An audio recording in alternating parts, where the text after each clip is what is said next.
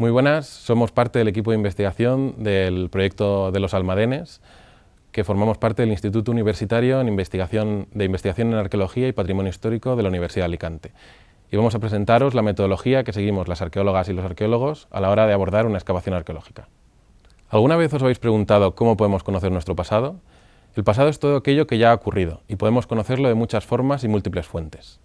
Cuando el pasado es reciente, basta preguntar a las personas más mayores cómo vivían antes.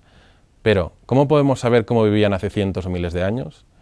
La arqueología es la ciencia que se encarga de responder a esta pregunta y trata de conocer las formas de vida pasadas a través de sus restos materiales. Los restos de las poblaciones del pasado suelen encontrarse enterrados bajo tierra, puesto que ha pasado mucho tiempo desde que dejaron de utilizarlas y han quedado cubiertos total o parcialmente. Aunque también podemos encontrar restos del pasado bajo el agua, en cuevas o a simple vista, como en el caso de castillos o monumentos. Estos lugares en los que ha vivido gente en el pasado reciben el nombre de yacimientos. Los arqueólogos estudian los yacimientos para saber mejor cuáles eran las formas de vida en el pasado, en qué trabajaban, cómo comían, cómo se vestían, cómo se relacionaban y divertían, cuáles eran sus fiestas y creencias. En definitiva, se intenta responder cómo eran las sociedades pasadas en todos sus aspectos. Para responder a estas preguntas se realizan, entre otras actividades, excavaciones, que tienen como objetivo recuperar las estructuras y objetos del pasado para poder estudiarlos con atención. Es un trabajo delicado y paciente, puesto que una vez se extraen de la tierra, estos restos jamás pueden volver a su estado original, y se ha de tratar de recuperar la máxima información durante el proceso. Aquí podéis ver el proceso de excavación de la puerta del poblado de los Almadenes, en Ellín. Se trata de un poblado amurallado del siglo VI a.C., es decir, de más de 2500 años de antigüedad.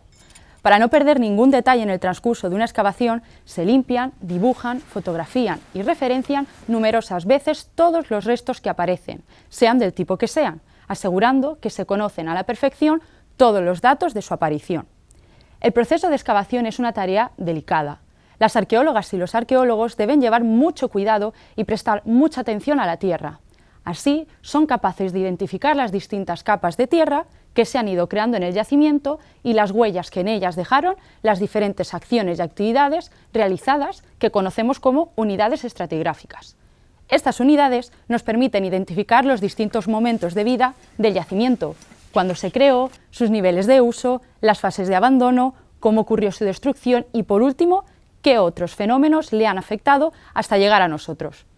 Por lo tanto, excavar es como retirar distintas capas de una tarta, cada una de las cuales nos ofrece información muy interesante sobre la vida del yacimiento y la gente que lo habitaba.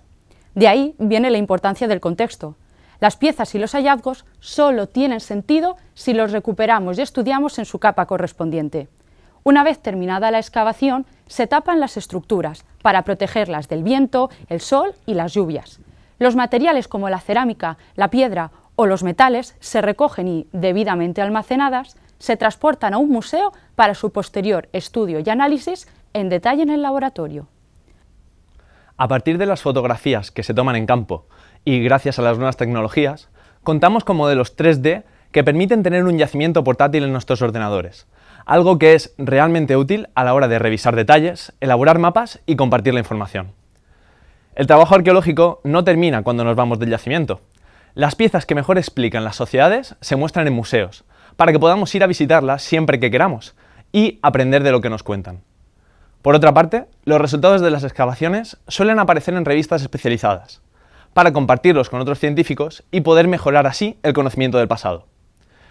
De este modo es como conseguimos hablar con el pasado y poder responder a la pregunta de ¿cómo vivían las sociedades antes?